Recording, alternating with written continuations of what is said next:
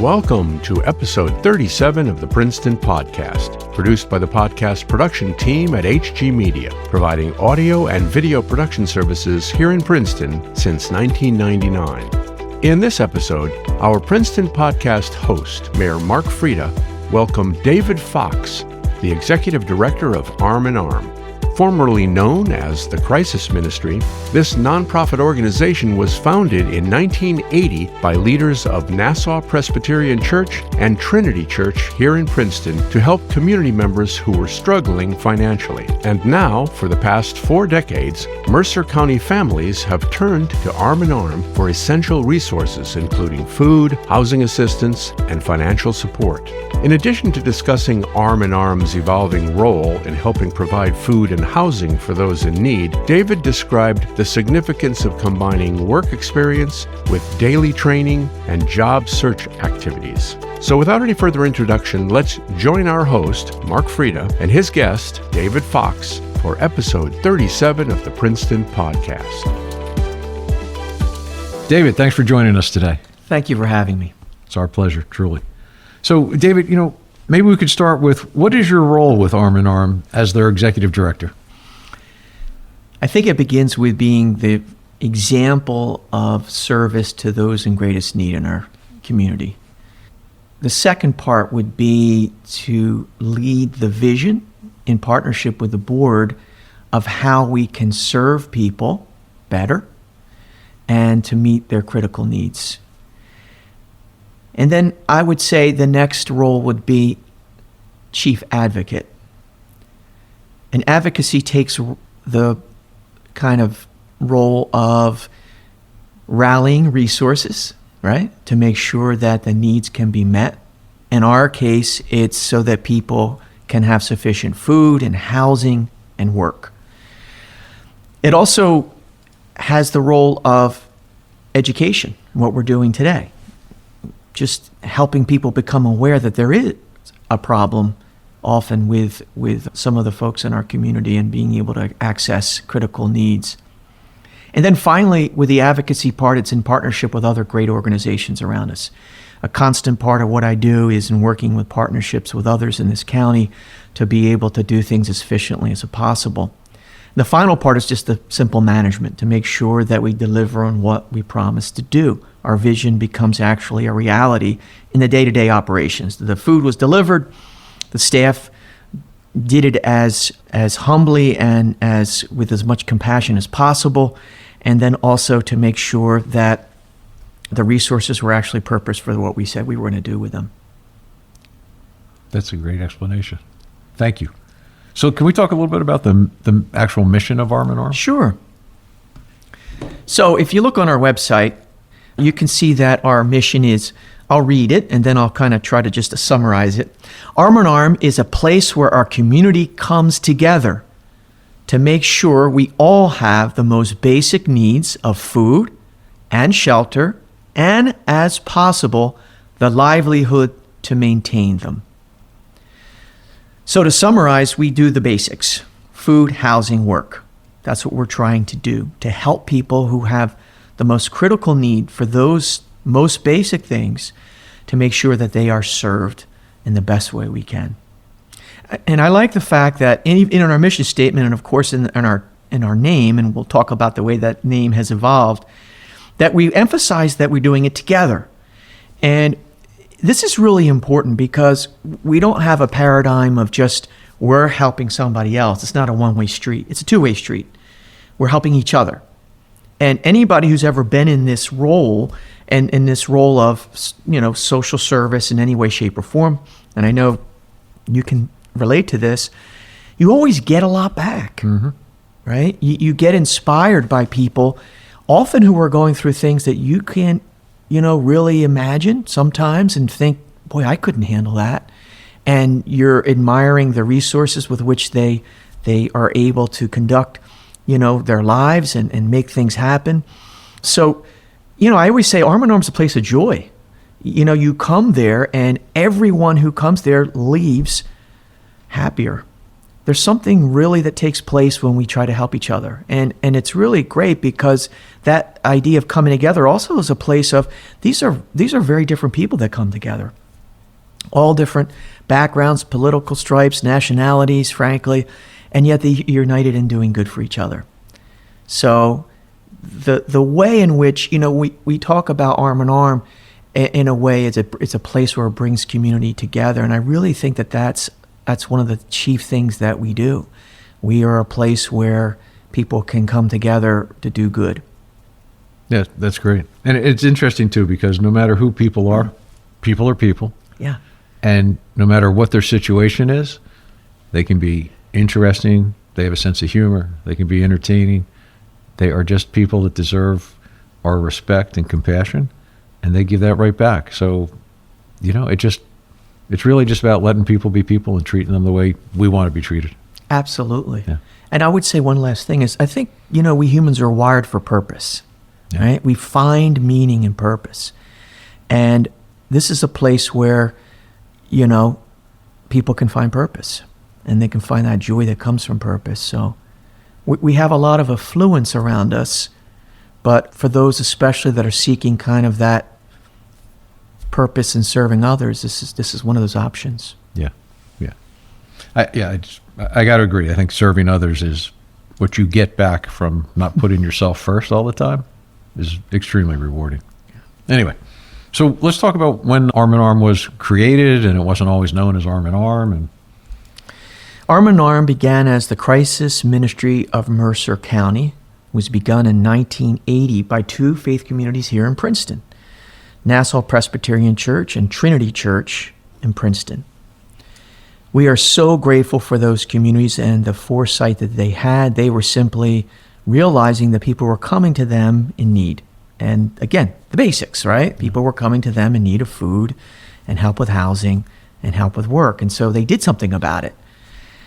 And I think it was really forward thinking to establish a separate 501c3, and that allowed a few things. It allowed, first of all, for a kind of concentration to do that specific thing and that specific thing alone. Let's really task people to help people with those basic needs and not just one other job, right? I mean, that's one thing. The second thing is it allowed for growth and for other groups and to grow far beyond those faith community doors.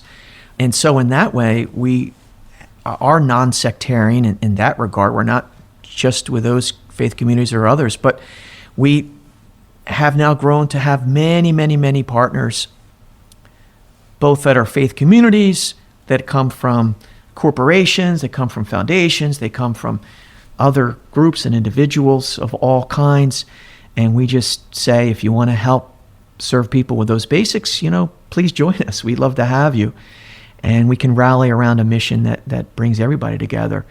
And the other thing that I think finally that it allowed us to do is that it allowed the agency to grow much bigger than the doors of those places. Now, what's interesting is that we still to this day have a pantry, right, in the level or the lower level of Nassau Presbyterian Church, but we're also many other places, and that wouldn't have happened without that kind of foresight.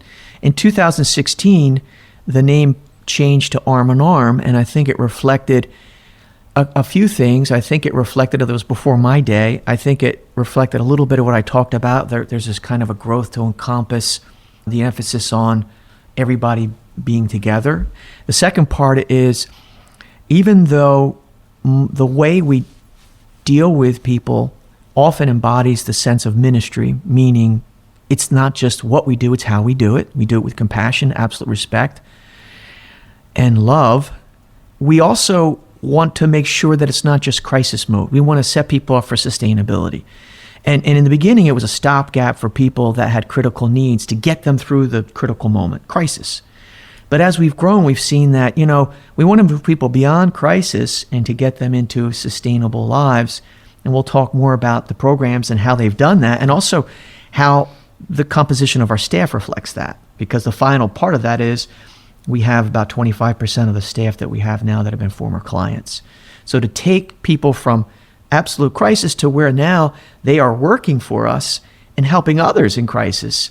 That's really a beautiful kind of evolution, right? That's great. So let me ask you this: How long have you been there? How long have you been the executive director? I started on January 1st, 2020. Oh, perfect timing. Yeah, wasn't that a great time to begin? I joke with some of the board members who, were influential in my coming here and really helped me. And I said, boy, you really were setting me up, weren't you, there in 2020? We didn't know what would happen. And I have to say, even though that was, of course, 2 months into the work, we had a pandemic. It was, through the pandemic, we really forged some relationships through fire, so to speak. And honestly, it got me also plugged in very much to this community. So, for instance, we were having monthly meetings. In the beginning, it was weekly meetings of partners here to be able to mobilize for good and to make sure we weren't replicating services, but we really piggybacked. So, for instance, we still meet in Princeton once a month, and we have a group that, all the folks that, for instance, and the programs that serve food, we constantly kind of make sure that we're aligned. I know in the beginning, for instance, we were discovering that some of us were delivering on the same day in the same place. We were making sure that we didn't want to see that happen. So those basic things, people should know that, we're really trying to do all we can to work together to maximize our time and resources. So yes, that was the beginning, and many things really had to take place overnight. The other thing that I guess the opportunity in that, even though it was some difficult moments, was that I had to learn things quickly, but then also we had to change things very quickly too. So that was part of the experience. And frankly, since that time in 2020, we've had to. Part of what people, I guess, maybe sometimes don't always get is that it's been a continual change, right? There was a phase one where we had to do one thing, and then we had to change to phase two. So, I think the task for today is how can we take the great energy that came out of people really wanting to help people in crisis during those critical moments of the pandemic and say, wait a second. First of all, people are suffering now, often in many ways, more than back then. And specifically, what we're seeing is that there's a ripple effect. Actually, it's more like a big wave that's hitting people now. Why? Because during the height of the pandemic, even though people were faced with health issues, and we had some stories of really difficult situations of people losing members of their family and breadwinners and losing businesses and their positions at jobs and not getting their unemployment benefits on time, and we rushed in to try to help with those critical supports. But now what we're seeing is many of the things that were offered to people, for instance, the evictions moratorium, SNAP benefits, CARES money that came out through housing, all of these kinds of things have now really gone. Right. And in its place, we're seeing people faced with skyrocketing prices with food. We know that. And also rent that's gone extremely, high, for where it was. So people are having to now deal with more with less. And that's where we're trying to sustain the high levels of care so that people don't, get left. And so that's why we're really thankful for these opportunities like this to be able to kind of educate people on what people are facing today. Yeah. It's interesting how the challenges are just as bad, or as you said, worse in many cases. Yeah. One or two more questions about you, and then we'll get back to talking more about Arm in Arm. Are you from this area, or where are you from? I grew up in Cumberland County down the road. I don't know if everybody knows where Cumberland County is, but what's interesting with Cumberland County is it's if you look at kids count data over time, it's one of the critically needy places, and it's the 21st county out of 21 in many of the really key factors that, and people don't know about it because it tends to be a different kind of challenge and poverty often in a rural situation. So, yeah, I grew up down there in Millville, New Jersey, probably best known now from Mike Trout, who came out of that community. But it was largely a working class community that was based around the glass industry and working in those factories, and that was a whole other story. Right. I spent a few years here and living in Mercer County. I was a graduate of Princeton Theological Seminary. This is where my wife and I began our married life together as well, so it has a lot of deep-seated kind of, special character for us to begin our lives here together.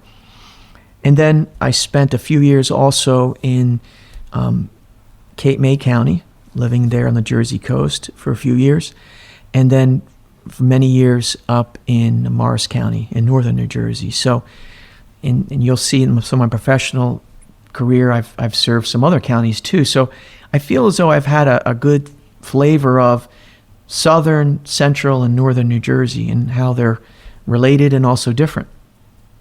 Yeah. Well, thanks for mentioning that there is a central Jersey. I'm always amazed that people think there's only a north and a south, and it's like, no, there's definitely there's three regions of the state. But anyway, hey, so you'd mentioned you had been other places too, so maybe you could share a little bit about your other experiences. So immediately before coming to Arm in Arm, I served for almost 8 years as the Director of Development for Bonnie Brae. It's a residential treatment center for at-risk youth and children in Somerset County, New Jersey. Really, what it was a large campus that where mostly these kids would come and live and go through, really in-depth therapy and care, who many of them who have been traumatized by experiences in their youth. And so this agency did a fantastic job of stabilizing them and setting them up for, returning home. We also there worked with their families as well. And my role was really to support the staff in raising the resources to expand and to develop community-based homes. And so we did that in some of the areas around Bonnie Brae. And also to really, one of the capstones before I left was we had a capital campaign where we had a new family center built and another community-based home as well as another home on campus, a kind of state-of-the-art facility there. So that was very rewarding, and it was great to be part of that team, about 250 staff, full-time, 24/7 operation. Before that, I worked for many years, 11 years in total, for Covenant House. Covenant House is the largest private agency for homeless youth in the world. I started in Newark. We opened up a new crisis center in Newark, New Jersey, and I was the first pastoral minister and oversaw the street outreach program. That was really, I think, probably of my experiences working with people in need, that those first 7 years at Covenant House were my most formative, because I worked in direct care, going and doing street outreach to at-risk youth, and just being in really difficult areas and trying to help, be a source of to them. And then I grew there to kind of manage programs, volunteers, and others, and I got into development. I became the director of development there, and I then finally became the vice president of in development for Covenant House International for my last 2 years. So I was, the home base there, of course, is New York, and there are 26 sites all around the world. And so that was really energized to be part of that big team and to try to talk about, expansion of programs. Partly what we did was we set up new programs in Camden, Jersey City.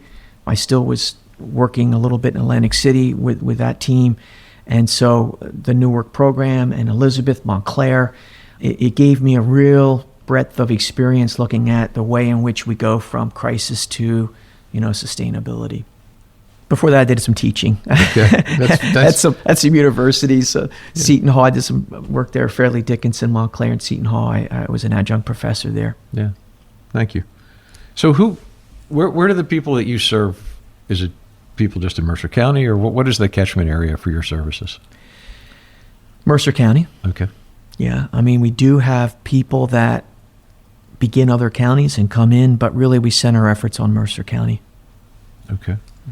And I would say, maybe just to kind of qualify that, who do we serve? We serve anybody who comes to us in need. That's really important. So for instance, people will say, hey, can I come to Arm in Arm if I need food? The answer is yeah. If you show up and stand in line at one of our pantries, we say that you must have a need, and we just provide that need. Right. No questions asked. Now, across our services, some services come through referrals. So for instance, our workforce experience program those candidates have to be referred through the county one-stop And so other services like housing, they have folks who come for support there have to fall within certain guidelines, levels of, like for instance, 250% above the federal poverty level, those types of things.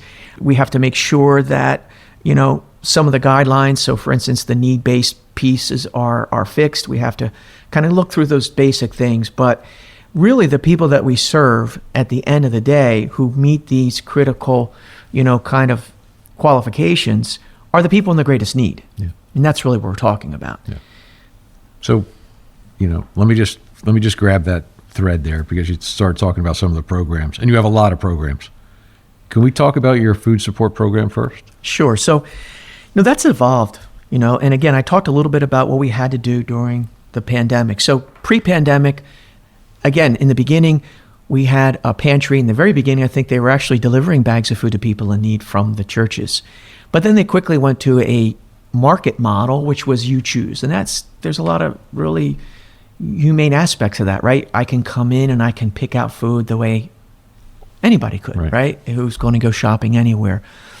So that was great. And it really was a good experience, not only for the people who came, but also for the people that served and volunteered.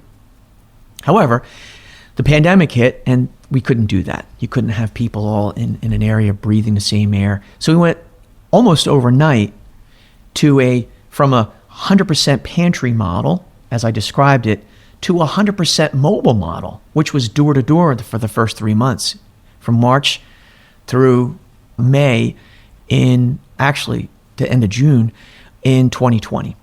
And so what did that look like? That looked like we purposed all of our staff to help us out in this Herculean effort to go door to door to about 11 or 1,200 of our community members that were in our database that we identified as needing food. So we called, we emailed, we set up appointments.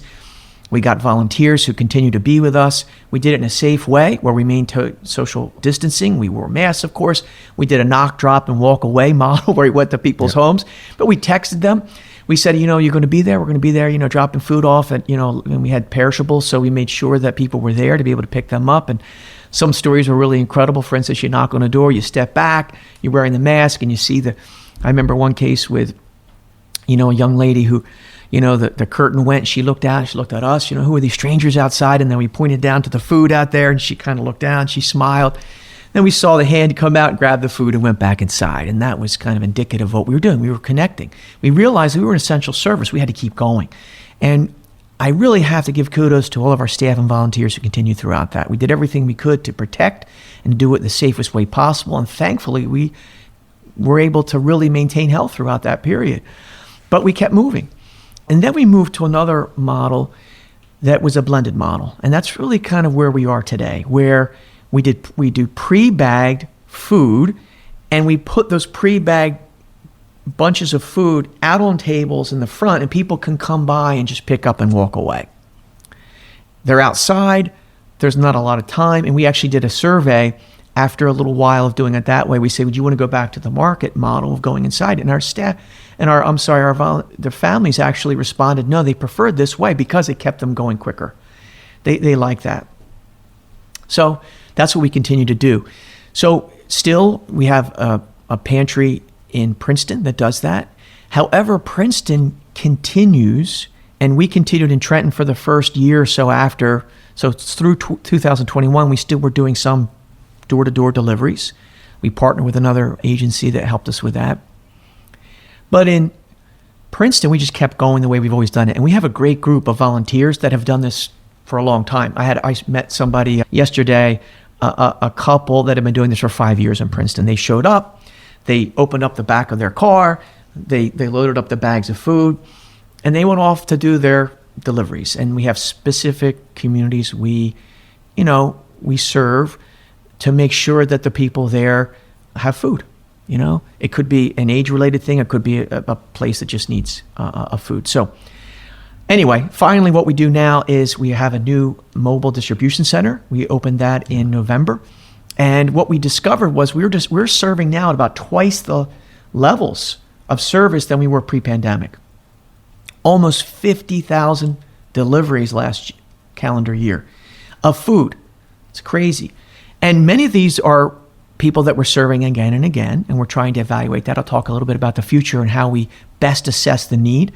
But we're out there delivering these kind of high levels of service, and we realized we just didn't have the space to store all this food. We couldn't even go back to that model. The other two pantries that we have are in downtown to November. We're downtown Trenton at our former headquarters at 123 East Hanover Street. And then we also have a pantry at 48 Hudson Street in Trenton. That 48 Hudson Street is embedded in a local community, and we have two other services there. The one downtown basically was a catch-all for people going downtown. As I mentioned, we couldn't fit all the food in the downtown headquarters, and it was hard to get the food in and out. It's kind of, it was congested and things. So we were really grateful to see the way in which, when we looked at the new way to serve food, this mobile delivery, pioneering this to get to the places in need, we realized that the Mill One facility, which is run by Isles, yep, is a perfect place for us. And so we began this talk in more. So now we have a wonderful spot where we have about 2 or 3 times as much space for storing food in this distribution center.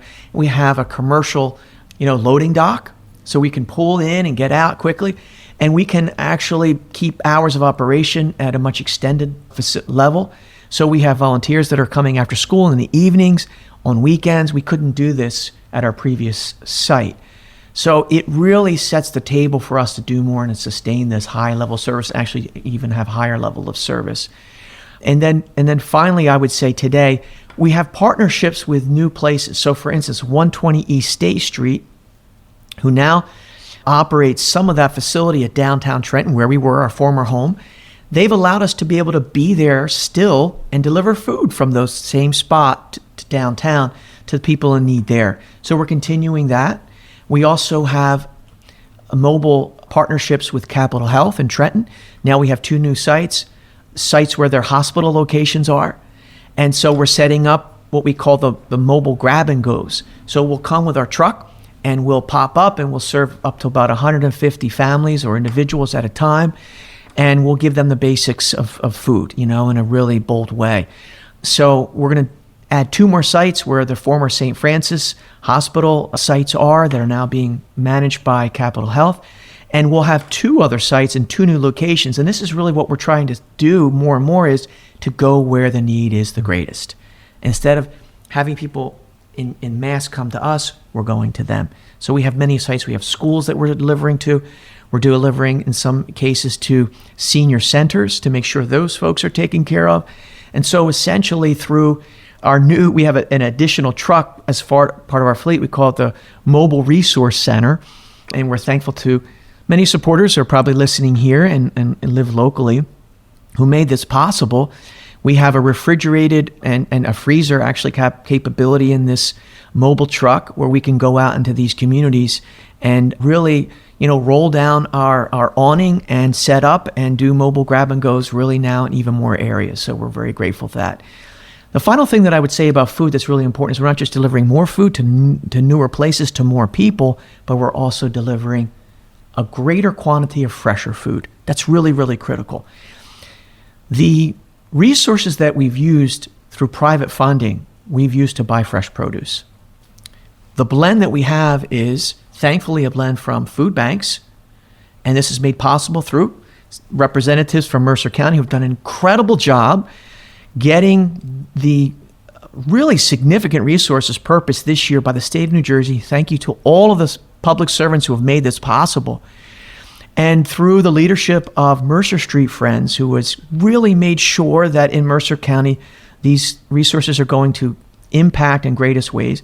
We've used these resources in food and blended it with our own food to make sure that the people we serve have a wonderful blend of fresh produce all the year round. Dairy, poultry, those types of things. And they often come to us because of that blend. And we've realized, of course, in health, that starts with what we're eating. And if we eat better food, it sets us up for better lifestyles all the way down the road. And especially for people that don't have access, this is one of those great equity things we talk about. Equity meaning access to healthy food. That's great. So I know you have a number of other programs and I'm just going to kind of briefly mention like what areas they're in, just because we're going to move on here a little bit. But I know you have a housing program, you have your job support program, your representative payee program, your still standing program, your financial fitness program. You guys, and you mentioned this just recently in your last comments, that you have your own social justice committee. So, the breadth of what you guys offer is pretty incredible. But where do you see Arm in Arm going? What's going to be happening over the next few years?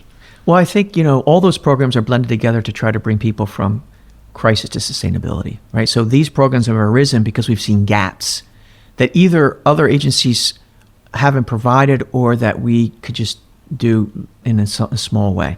So I think, the housing piece we see as a critical piece. That's another major thing. We do both stability. People come to us in need. They get a lockout notice. We make sure that they're okay for today. We do longer term financial literacy with them. We help plan. We help get them set up in a longer relationship so they can not only, keep themselves from getting evicted today, but staying where they need to be for tomorrow. And then the work experience program goes along with that. I mentioned getting referrals, but now we're talking about that final plank where people who come to us for food often need help with housing, and then they need help with jobs. And so we're now getting to where people are working and sometimes even end up working for us. Again, about a quarter of our staff are former clients, which is one of the things that I think is most valuable about what we do. We do have niche little programs, for instance, Still Standing helps specifically single mothers and their children because they have some things that are specific needs. There's a camaraderie that we talk about, where there's a financial literacy piece. And so we do activities also with their families and try to get a sense of community among those individuals as well. And then finally, the financial fitness program is something that we do with really across the boards. Financial literacy is something we promote in every aspect in our program. So for instance, we put information in bags of food so people can come and get classes. We had a class a couple nights ago where people came to Mill One in this beautiful new facility, and they were able to learn the basics of budgeting, finance, checking, debt, these types of things. And we use certain curricula that have been proven and working with people in need there. So we have some really great individuals. We have some wonderful partners here locally, some banks, Bank of Princeton, for instance, and Berkshire Bank and Nassau Pres, of course, have helped really fund these financial literacy programs. And it's built into what we're doing so that, as I said, we're helping sustain people. I think for the future, we've also gotten together with a few key partners, and we'd like to be able to get to the place we say, you know what? Instead of putting Band-Aids on these problems, let's try to heal the causes behind these problems. And the cause behind the problem really is it's hard to live in Mercer County. Bottom line. Yeah. So when people come to us for food or for housing, it's because they're having a hard time making it, all fit together. David, thank you very much. It's a great explanation of all that Arm in Arm does, and I would encourage everyone listening. It's easy enough to find you guys on your own website and donate, which we like to push when we have a nonprofit here join us. But David, thank you very much for being here with us today. Thank you. Thank you for joining us for the 37th episode of the Princeton Podcast, produced by the podcast production team at HG Media, providing audio and video production services here in Princeton since 1999. If you enjoyed this episode of the Princeton Podcast, please share it with your friends. Visit our website at princetonpodcast.com and be sure to subscribe to us on Apple Podcasts, Spotify, Google Podcasts, Stitcher, or wherever you listen to podcasts.